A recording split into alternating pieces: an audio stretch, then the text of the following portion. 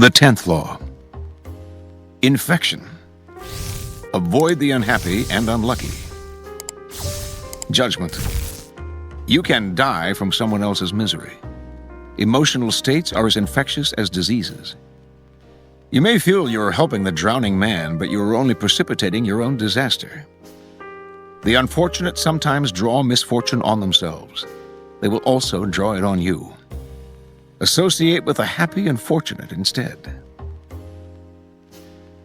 Transgression of the law. Born in Limerick, Ireland in 1818, Marie Gilbert came to Paris in the 1840s to make her fortune as a dancer and performer. Taking the name Lola Montez, her mother was of distant Spanish descent. She claimed to be a flamenco dancer from Spain. By 1845, her career was languishing, and to survive, she became a courtesan, quickly one of the more successful in Paris. Only one man could salvage Lola's dancing career. Alexandre Dujarier, owner of the newspaper with the largest circulation in France, and also the newspaper's drama critic. She decided to woo and conquer him. Investigating his habits, she discovered that he went riding every morning. An excellent horsewoman herself, she rode out one morning and accidentally ran into him. Soon they were riding together every day. A few weeks later, Lola moved into his apartment. For a while, the two were happy together. With Dujarrier's help, Lola began to revive her dancing career. Despite the risk to his social standing, Dujarrier told friends he would marry her in the spring. Lola had never told her that she had eloped at age 19 with an Englishman and was still legally married. Although Dujarrier was deeply in love, his life started to slide downhill. His fortunes in business changed, and influential friends began to avoid him. One night, Dujarrier was invited to a party, attended by some of the wealthiest young men in Paris. Lola wanted to go too, but he would not allow it. They had their first quarrel, and Dujarrier attended the party by himself. There, hopelessly drunk, he insulted an influential drama critic, Jean-Baptiste Rosemont de Beauvalon, perhaps because of something the critic had said about Lola. The following morning, Beauvalon challenged him to a duel. Beauvalon was one of the best pistol shots in France. Dujarrier tried to apologize, but the duel took place, and he was shot and killed. Thus ended the life of one of the most promising young men of Paris society. Devastated, Lola left Paris. In 1846, Lola Montez found herself in Munich, where she decided to woo and conquer King Ludwig of Bavaria. The best way to Ludwig, she discovered, was through his aide-de-camp, Count Otto von Rechberg, a man with a fondness for pretty girls. One day when the Count was breakfasting at an outdoor cafe, Lola rode by on her horse, was accidentally thrown from the saddle, and landed at Rechberg's feet. The Count rushed to help her and was enchanted. He promised to introduce her to Ludwig. Rechberg arranged an audience with the king for Lola. But when she arrived in the anteroom, she could hear the king saying he was too busy to meet a favor-seeking stranger. Lola pushed aside the sentries and entered his room anyway. In the process, the front of her dress somehow got torn. Perhaps by her, perhaps by one of the sentries. And to the astonishment of all, most especially the king, her bare breasts were brazenly exposed. Lola was granted her audience with Ludwig. 55 hours later, she made her debut on the Bavarian stage. The reviews were terrible, but that did not stop Ludwig from arranging more performances. Ludwig was, in his own words, bewitched by Lola. He started to appear in public with her on his arm, and then he bought and furnished an apartment for her on one of Munich's most fashionable boulevards. Although he had been known as a miser and was not given to flights of fancy, he started to shower Lola with gifts and to write poetry for her. Now his favored mistress, she catapulted to fame and fortune overnight. Lola began to lose her sense of proportion. One day when she was out riding, an elderly man rode ahead of her, a bit too slowly for her liking. Unable to pass him, she began to slash him with her riding crop. On another occasion, she took her dog, unleashed, out for a stroll. The dog attacked a passerby, but instead of helping the man get the dog away, she whipped him with a leash. Incidents like this infuriated the stolid citizens of Bavaria. But Ludwig stood by Lola and even had her naturalized as a Bavarian citizen. The king's entourage tried to wake him to the dangers of the affair, but those who criticized Lola were summarily fired. While Bavarians who had loved their king now outwardly disrespected him, Lola was made a countess, had a new palace built for herself, and began to dabble in politics, advising Ludwig on policy. She was the most powerful force in the kingdom. Her influence in the king's cabinet continued to grow, and she treated the other ministers with disdain. As a result, riots broke out throughout the realm. A once peaceful land was virtually in the grip of civil war, and students everywhere were chanting, "Raus mit Lola!" By February of 1848, Ludwig was finally unable to withstand the pressure. With great sadness, he ordered Lola to leave Bavaria immediately. She left, but not until she was paid off. For the next 5 weeks, the Bavarian wrath was turned against their formerly beloved king. In March of that year, he was forced to abdicate. Lola Montez moved to England. More than anything, she needed respectability. And despite being married, she still had not arranged a divorce from the Englishman she had wed years before. She set her sights on George Trafford Heald, a promising young army officer who was the son of an influential barrister. Although he was 10 years younger than Lola and could have chosen a wife among the prettiest and wealthiest young girls of English society, Heald fell under her spell. They were married in 1849. Soon arrested on the charge of bigamy, she skipped bail, and she and Heald made their way to Spain. They quarreled horribly, and on one occasion Lola slashed him with a knife. Finally, she drove him away. Returning to England, he found he had lost his position in the army. Ostracized from English society, he moved to Portugal, where he lived in poverty. After a few months, his short life ended in a boating accident. A few years later, the man who published Lola Montez's autobiography went bankrupt. In 1853, Lola moved to California, where she met and married a man named Pat Hull. Their relationship was as stormy as all the others, and she left Hull for another man. He took to drink and fell into a deep depression that lasted until he died 4 years later, still relatively a young man. At the age of 41, Lola gave away her clothes and finery and turned to God. She toured America, lecturing on religious topics, dressed in white and wearing a halo-like white headgear. She died 2 years later in 1861. Interpretation. Lola Montez attracted men with her wiles, but her power over them went beyond the sexual. It was through the force of her character that she kept her lovers enthralled. Men were sucked into the maelstrom she churned up around her. They felt confused, upset, but the strength of the emotions she stirred also made them feel more alive. As is often the case with infection, the problems would only arise over time. Lola's inherent instability would begin to get under her lover's skin. They would find themselves drawn into her problems, but their emotional attachment to her would make them want to help her. This was the crucial point of the disease, for Lola Montez could not be helped. Her problems were too deep. Once the lover identified with them, he was lost. He would find himself embroiled in quarrels. The infection would spread to his family and friends, or, in the case of Ludwig, to an entire nation. The only solution would be to cut her off, or suffer an eventual collapse. The infecting character type is not restricted to women. It has nothing to do with gender. It stems from an inward instability that radiates outward, drawing disaster upon itself. There is almost a desire to destroy and unsettle. You can spend a lifetime studying the pathology of infecting characters, but don't waste your time.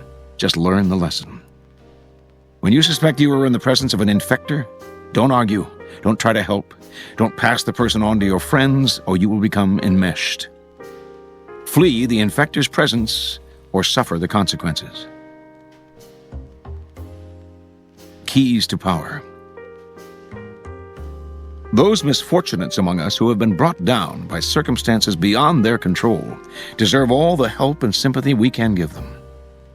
But there are others who are not born to misfortune and unhappiness, but who draw it upon themselves by their destructive actions and unsettling effect on others.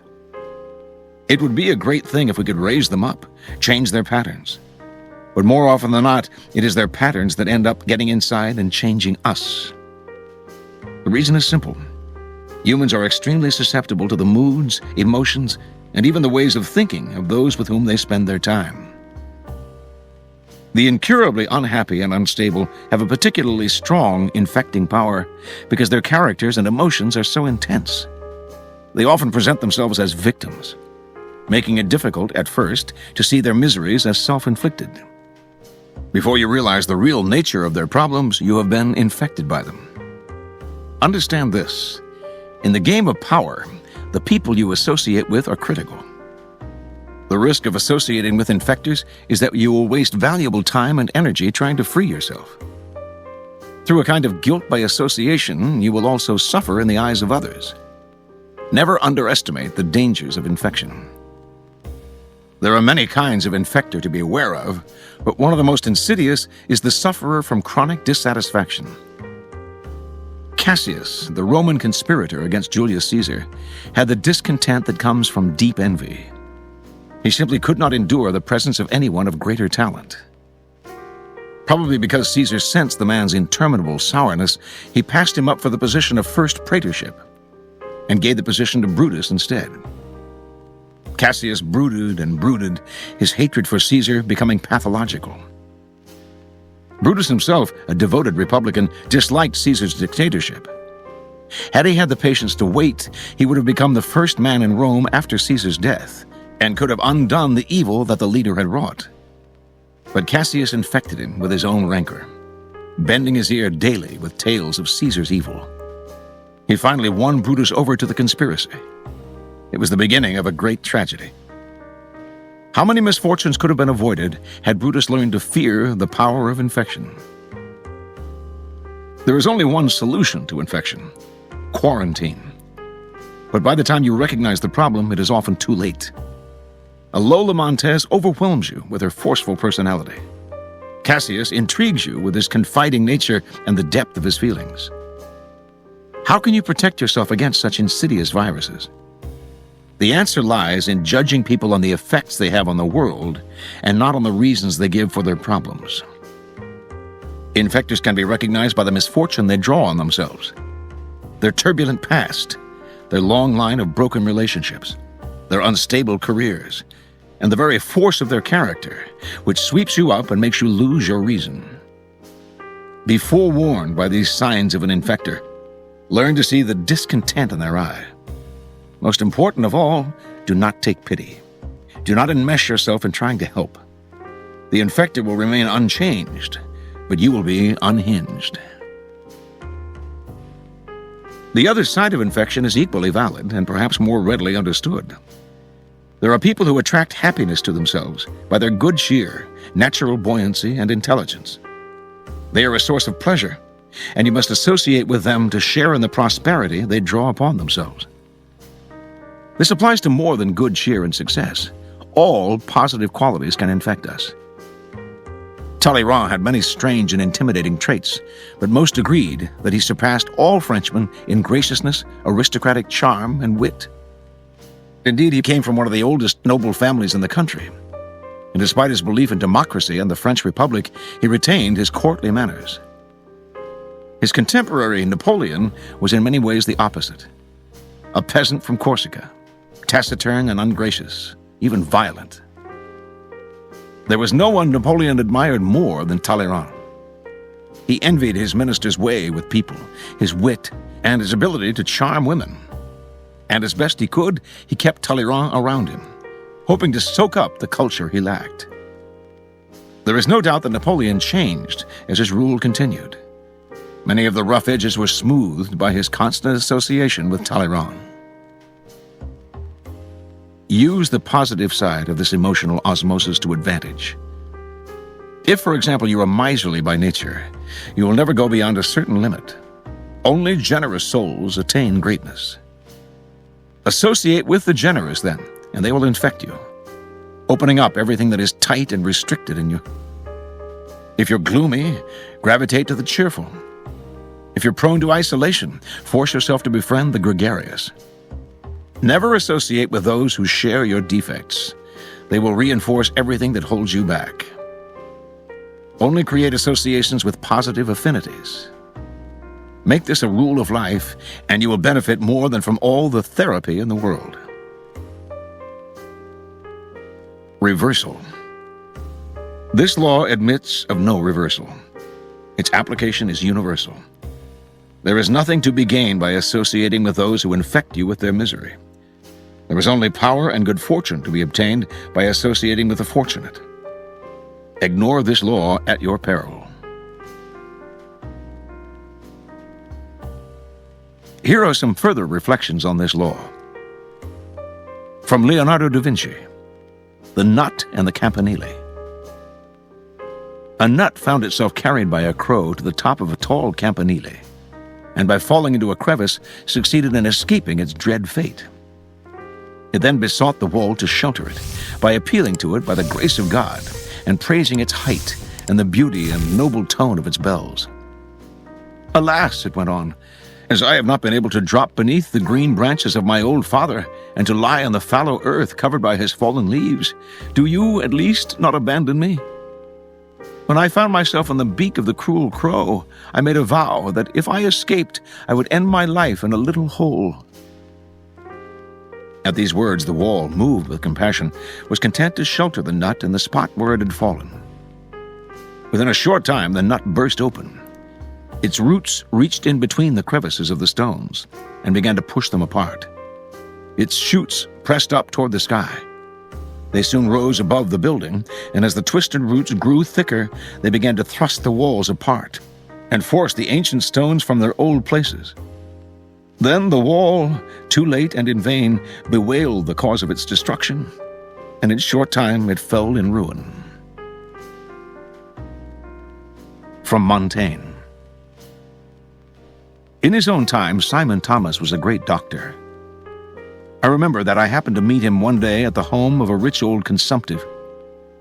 He told his patient when discussing ways to cure him that one means was to provide occasions for me to enjoy his company. He could then fix his eyes on the freshness of my countenance and his thoughts on the overflowing cheerfulness and vigor of my young manhood. By filling all his senses with the flower of my youth, his condition might improve. He forgot to add that mine might get worse. From Miyamoto Musashi, A Book of 5 Rings. Many things are said to be infectious. Sleepiness can be infectious, and yawning as well. In large-scale strategy, when the enemy is agitated and shows an inclination to rush, do not mind in the least. Make a show of complete calmness, and the enemy will be taken by this and will become relaxed. You infect their spirit. You can infect them with a carefree, drunk-like spirit, with boredom, or even weakness.